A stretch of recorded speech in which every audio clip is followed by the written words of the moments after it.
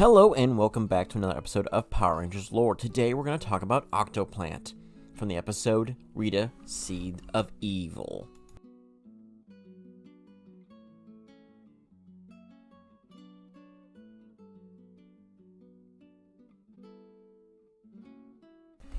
Now, Octoplant is a very interesting monster of the week for Rita to be used, and I actually like the entire concept what they had planned for it. Now, the overall plan for Octoplant was to be put in the ground, have its seeds grow, and eventually it would burrow through the earth and expand out and crack its entire core, causing the entire earth to be destroyed or overgrown with the vines and completely kill all of humanity. Very smart plan, very tactical. The only issue was that it had a weak point of once if they were able to remove the seeds, they could stop it altogether. However, the seeds had their own defense mechanism, and it wasn't just putties. Now, but I'm getting a little ahead of myself, so let's begin from the beginning. Now, this was a plan conceived by Goldar that Rita said, go ahead, do it, was to plant the seeds in the ground and defend it until it became fully matured and grow as big as the planet itself. Able to crush it with its tentacles or do whatever, or grow the entire planet if it had to be. Now, Squat was the one sent to plant the seeds, which was probably the dumbest of ideas there because Squat isn't worth squat. That's a good pun on my end. You're welcome. And he goes to do so, does it after some shenanigans with Bulk and Skull that are really like, ha ha ha, look, kids, laugh. And then the Rangers see him and try to stop him. Now he plants the seeds and runs away. The Putty Patrol arrive, and this allows him to escape.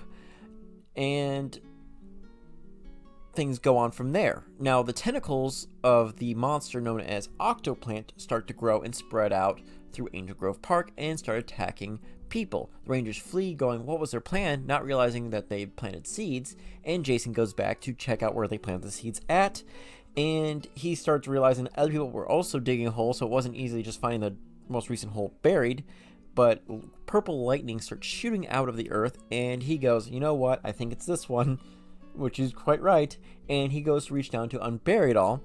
When he does, though, the purple lightning strikes and pushes him back, and he goes, no, this is not exactly what I signed up for.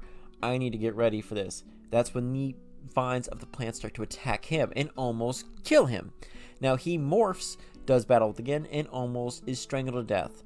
Now he's saved by the other Rangers who come just in time to cut the vines with their blade mode.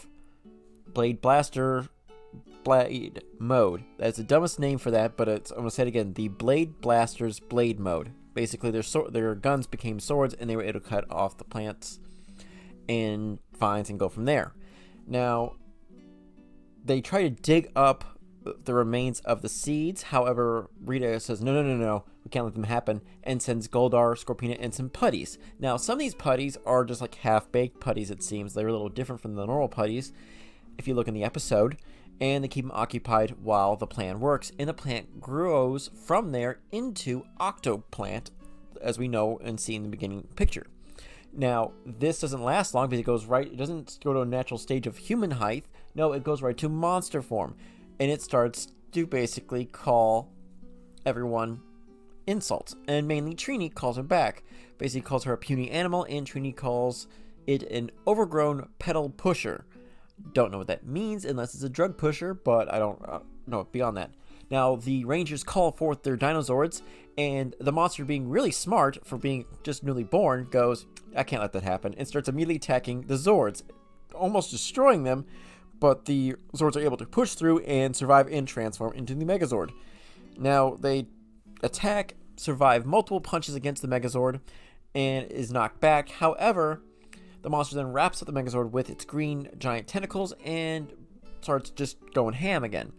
The Rangers survive once more and announces their main power to attack is if they keep fighting, they're going to lose. So they summon forth the Power Sword, which is the Zord version of the Power Sword, not the Power Sword that is Jason's, mind you, and cuts through the vines and then also cuts through the charging monster, cutting it down, whacking it down to size, leaving it fully dead at that point, and she was basically too late to prevent her own death as she sees a reflection of herself and goes, dang, I look good. And that causes her own death, and that'd be the end of Octoplant.